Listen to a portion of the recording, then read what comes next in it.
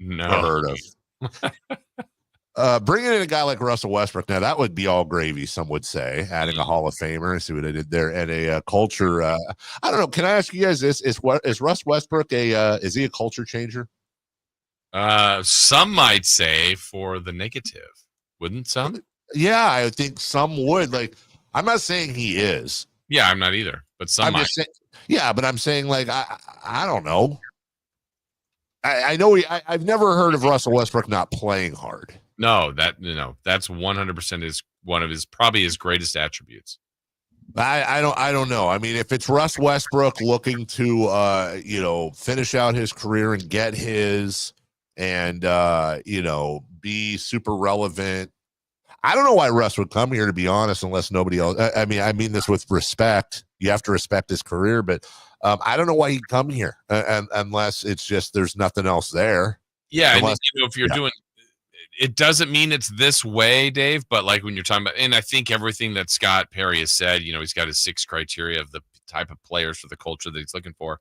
But is there anything to the fact that not only Westbrook, if he does become a King, and Schroeder have been on like 6 teams in the last 6 years? I mean, I'm not saying they're bad guys by any means, but a lot of times when Russ went to Washington, the Wizards were probably thinking, okay, we want a guy who's been a great player. He will help our culture, so on and so forth. Then boom, he's a Laker. Then he's a Clipper. Then he's a Nugget. Like, he's not staying on these teams, and the same for Schroeder. And maybe it's also, hey, look, they're nearing the end, contracts and different things. Maybe it's I don't want to say coincidence, but it just seems a little odd that they both have been guys that have changed teams quite a bit. No, I think that's a valid point. It doesn't mean, as you said, it doesn't mean they're bad people, but let's put it this way. I don't think any player sets out to move 6 times in 7 years or whatever. Right. It's not by their choice. Also, I don't know, dude.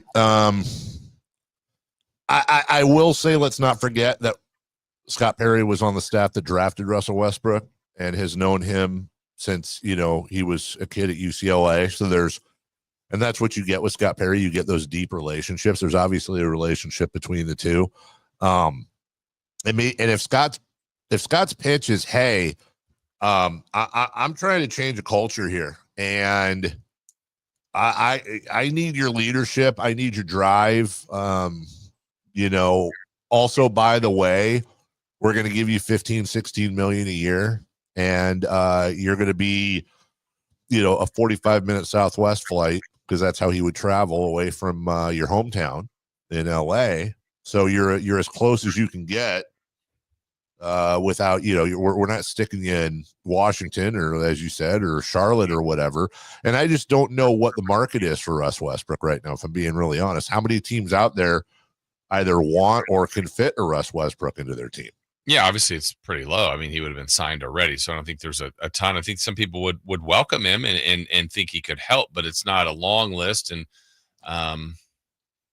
so it gets to an interesting off season of kind of trying to keep it pushing forward, but also we thought this from the get-go that Scott Perry was going to overhaul this roster, and it's not going to be every single player, but it's starting to slowly happen as far as changing out guys.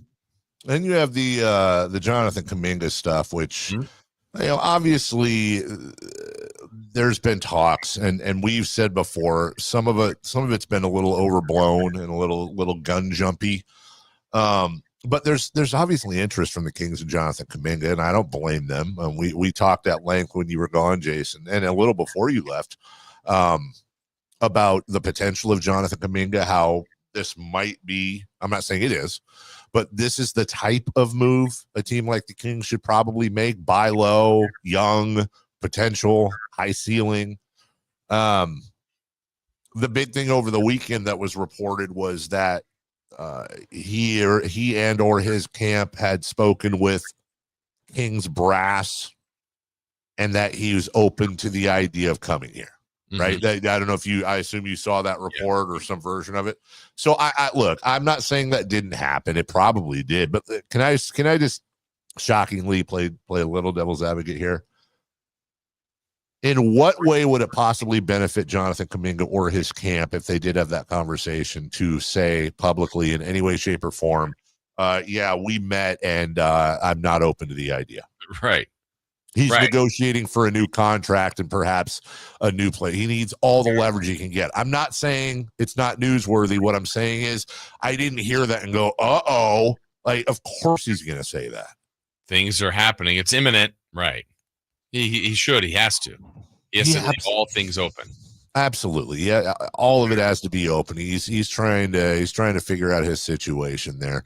So we shall see. We will take a break. When we come back, the big weekend for Nick Kurtz and the Oakland Athletics too. Shouldn't forget that as a team. We'll talk about that right after this. The only place you'll find Keegan